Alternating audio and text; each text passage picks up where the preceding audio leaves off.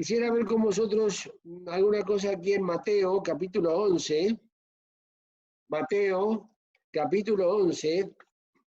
Algo de esto vimos en algunos días también, pero faltaron algunos aspectos de esta experiencia de Juan el Bautista y del Señor y de los judíos y nuestra también, ¿no? San Mateo 11, desde el 1, dice así, del 1 al 6. Y fue que acabando Jesús de dar mandamientos a sus 12 discípulos, se fue de allí a predicar, a enseñar y a predicar en las ciudades de ellos. Y oyendo Juan en la prisión los hechos de Cristo, le envió a sus discípulos, diciendo, ¿eres tú aquel que había de venir o esperaremos a otro?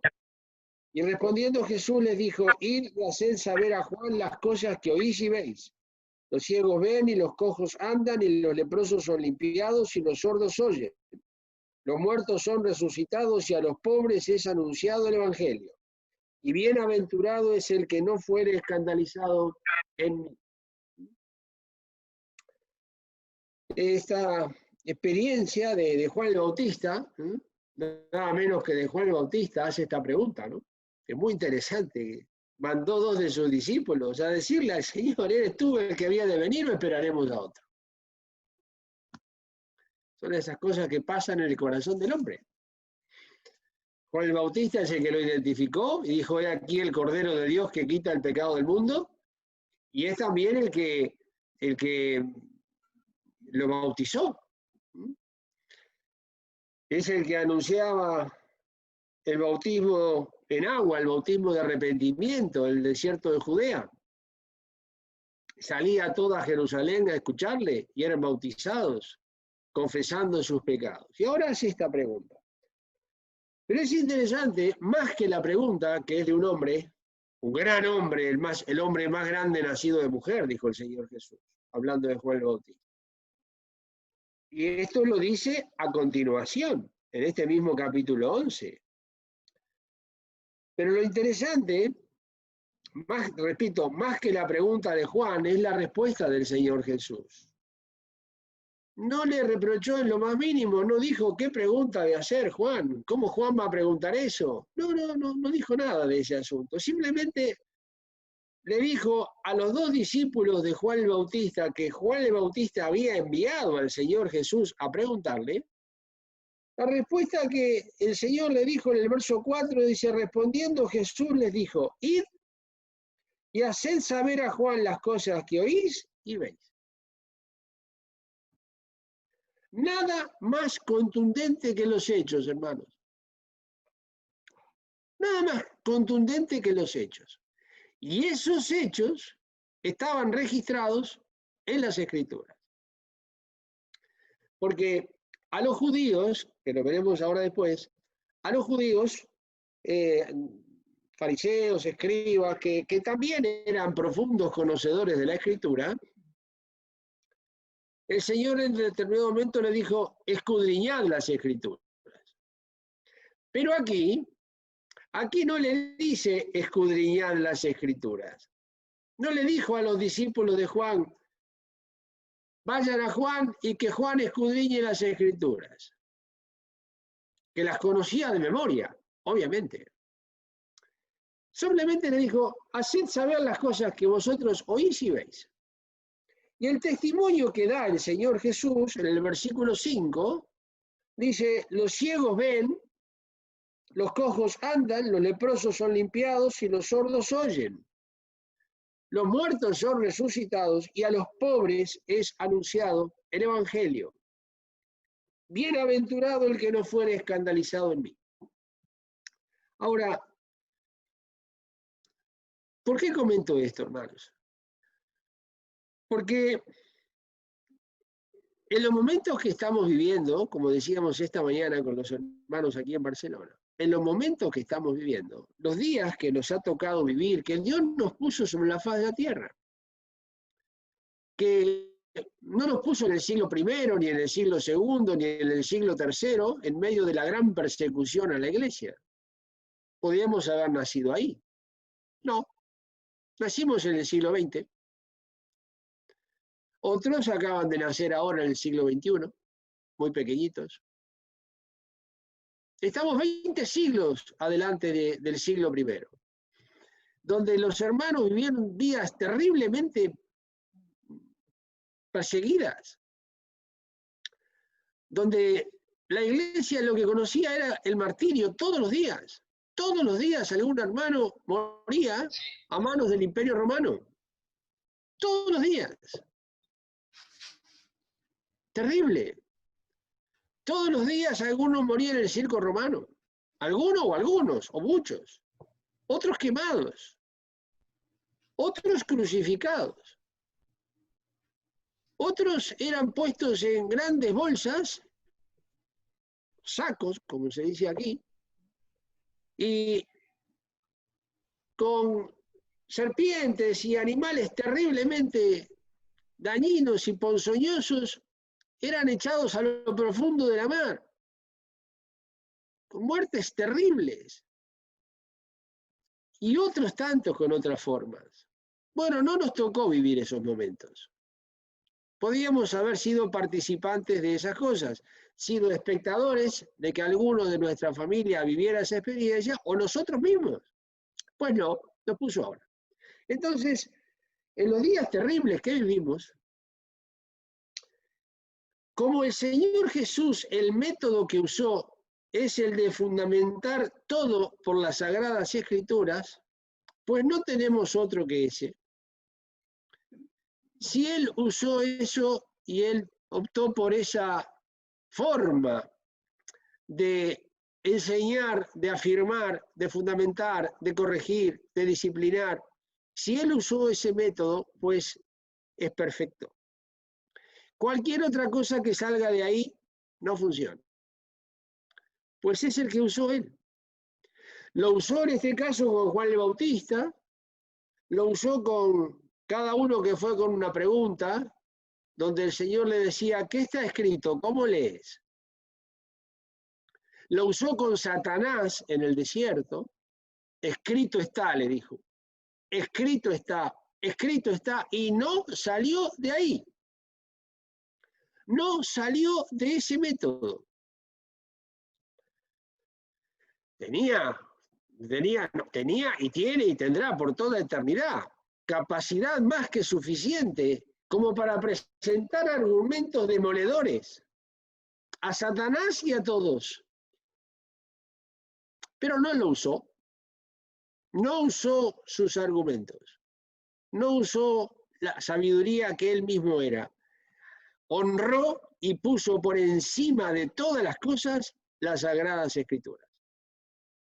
Como el diablo lo ha sufrido en carne propia, este método, hoy intenta, por todos sus medios y hasta donde Dios le permite, intentar privar a la iglesia de la Biblia. O, si no puede privarle, por lo menos que vaya a otras fuentes o que empiece a beber de otras fuentes. Que lea la Biblia, sí, pero a su vez también, además, otras cosas. Y además puede promover otras cosas buenas. Hay libros muy buenos. Y bueno, que lea la Biblia, pero que también lea un poquito en otras cosas. Que le va a hacer muy bien. Y ahí está el gran problema. Alguien dijo acertadamente que los libros, aún los mejores libros, pueden ser buenos referentes o buenos guías. Pero si dependemos de ellos, pasamos a ser sus esclavos. La maravilla de expresión maravillosa. Entonces el Señor Jesús, habían otras fuentes para citar también. No, las Sagradas Escrituras. Y las Sagradas Escrituras respaldadas con los hechos, hermanos. Hechos, lo que se ve y lo que se oye, porque así lo dice en el versículo 4. Haced saber a Juan las cosas que oís y veis. Ahí está. Ustedes recordarán que el apóstol Pablo usó el mismo método cuando le escribió a los hermanos filipenses. Le dijo, todo lo que aprendisteis, recibisteis, oísteis y visteis en mí. ¿Eh? Esto hacer. Esto hacer. Acá el Señor dijo, lo que oís y veis, hacedlo saber a Juan. Es decir, que es el método del Señor Jesús y obviamente no puede diferir y ser otro el método apostólico. No puede ser otro, exactamente el mismo. Todos los apóstoles fueron enseñados por el Señor Jesús, personalmente y directamente por él. Entonces, hermanos, ¿a qué llegamos con todo esto? En la necesidad tremenda de una vuelta radical, violenta en el buen sentido de la palabra, entre comillas. Violenta, radical, contundente, inclusive a uno de los principios básicos de la Reforma, que decía sola escritura, solo la escritura. Solo la escritura. No estoy diciendo, cuidado, soy consciente que tenemos publicados libros muy buenos de amados hermanos que nos legaron sana doctrina. Claro que sí. Y no los estoy desmereciendo, no, de ninguna manera. Y que si alguien los quiere consultar, yo también lo hago, no está mal. Pero, todo, como hacían los hermanos de Berea, los judíos de Berea, que después que hablaba el apóstol Pablo, iban y verificaban en las escrituras si lo que Pablo había dicho era lo que estaba escrito. Y tenían delante al apóstol Pablo. Y el apóstol Pablo, lejos de molestarse de esto, es más, los destaca, honra el método y recomienda ese procedimiento.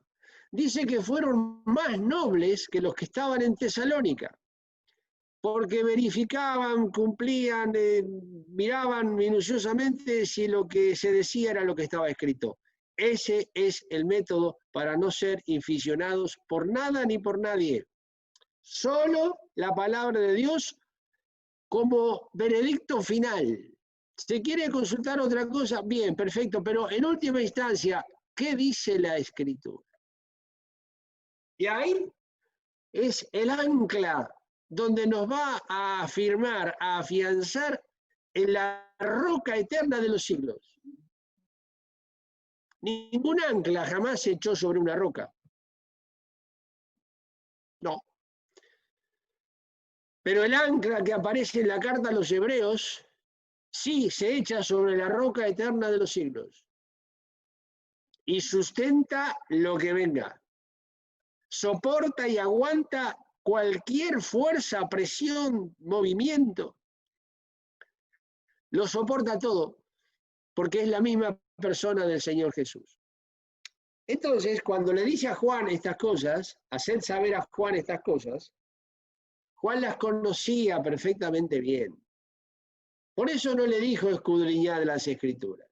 A los judíos sí también le dijo, pero los judíos era distinto. El Señor conocía el corazón de los demás judíos y el corazón de Juan el Bautista, obviamente. Y saben que muchas veces, porque lo dice la Escritura, los judíos le hacían preguntas para tentarlo, para ver si lo podían prender en alguna palabra y poder acusarlo. No es el caso de Juan. Con Juan actúa distinto, no por hacer acepción de personas, sino porque conoce el corazón de Juan. Y Juan, conociendo estas cosas, cuando le dijeran esto, para Juan sería suficiente. Porque cuando dice escudriñar las Escrituras, el Señor Jesús hacía lo que se verificaba en él, todo lo que el Señor Jesús hacía, era único y exclusivo, queridos hermanos, era único y exclusivo del Mesías.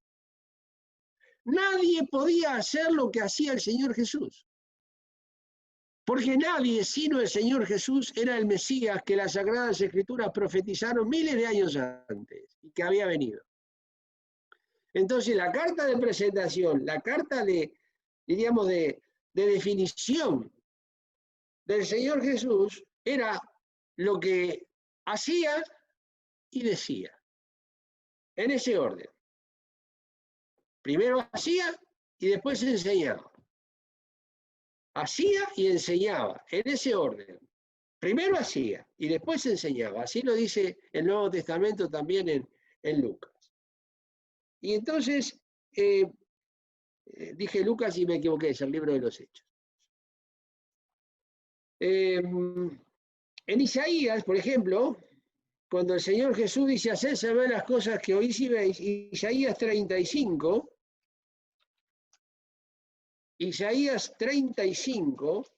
los versículos 5 y 6. Ahí está hablando de las características de este bendito y maravilloso Señor Jesús. Dice, entonces, los ojos de los ciegos serán abiertos, Isaías 35, 5, y los oídos de los sordos se abrirán. Entonces el cojo saltará como un ciervo y cantará la lengua del mudo, porque aguas serán cavadas en el desierto y torrentes en la soledad. En el vacío terrible y en la sed insaciable que tenía Israel, cuando el Señor Jesús dijo, el que bebiere del agua que yo le daré, no tendrá sed jamás. ¿Quién podía decir esto fuera del ungido de Jehová? Del Mesías. Poder decirlo puede decir cualquiera, pero a ver, ahora demuéstralo. A ver, abren los ojos a un ciego. A ver, vamos, limpia a un leproso. Levántame un muerto. Únicas señales del Señor Jesús. Y en Isaías 61 también hay otras evidencias por las cuales se le dijo eso. Isaías 61, verso 1. El Espíritu, esto es lo que el Señor Jesús leyó en la sinagoga en Capernaum, que está en Lucas capítulo 4, de a partir del verso 18. Lucas 4, 18 está citado lo que leemos ahora en Isaías 61, 1. El Espíritu del Señor Jehová es sobre mí, porque me ungió Jehová, hame enviado a predicar buenas nuevas a los abatidos, a vendar a los quebrantados de corazón, a publicar libertad a los cautivos y a los presos abertura de la cárcel. Aquí están todos los pobres, pobres en espíritu también. A los pobres es anunciado el Evangelio. Si leemos estos versículos más otros que hay, pero doy estos como referencia inicial. Isaías 35, 5 y 6 y 61, 1. Cuando a los judíos en el capítulo 5, verso 39 de Juan, les dice escudriñad las escrituras, les está diciendo, estas son las obras que dan testimonio de mí. Porque el Señor Jesús dijo, yo no tengo testimonio de hombres. Yo no doy testimonio de mí mismo. Las obras que yo hago, ellas dan testimonio de mí, porque las obras que él hacía estaban identificadas en los profetas, en la ley, los profetas y los salmos. Las obras que él hacía estaban ahí. Es decir, que esta era la carta de presentación, esta era la señal del Mesías. ¿De quién era? Lo que hacía. Lo que dice y lo que hace. Lo que hace y lo que dice. Las dos cosas tienen que ir juntas. Y si no, cuidado. Hay algo malo. Algo no va bien. Pero en el caso de él, todo no iba bien. Iba perfectísimamente bien. Porque nadie sino el Señor Jesús es el Mesías. Algunos dicen, no, pero y cuestiona, ¿es Dios, no es Dios? Pero erráis ignorando las Escrituras, habría que decirles. Y el poder de Dios.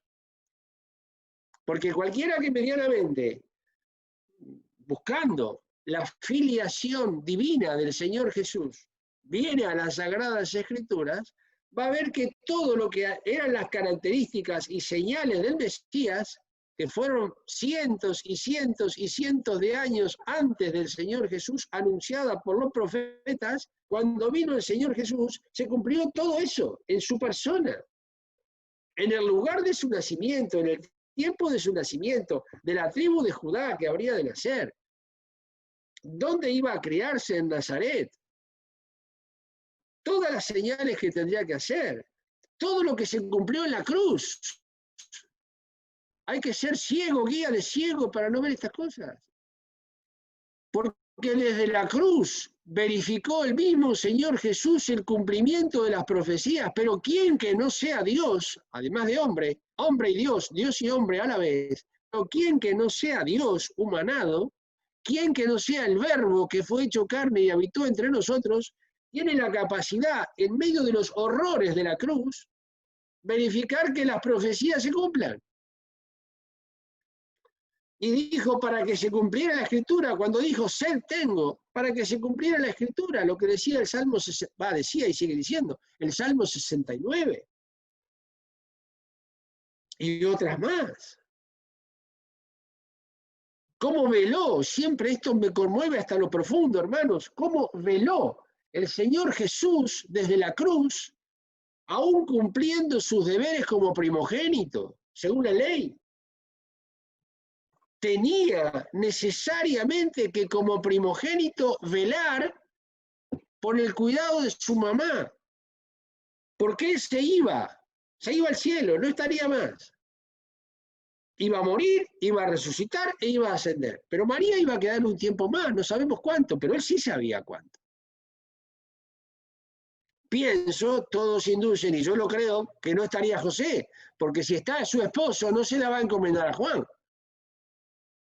Entonces, obviamente, todo hace pensar que José había fallecido.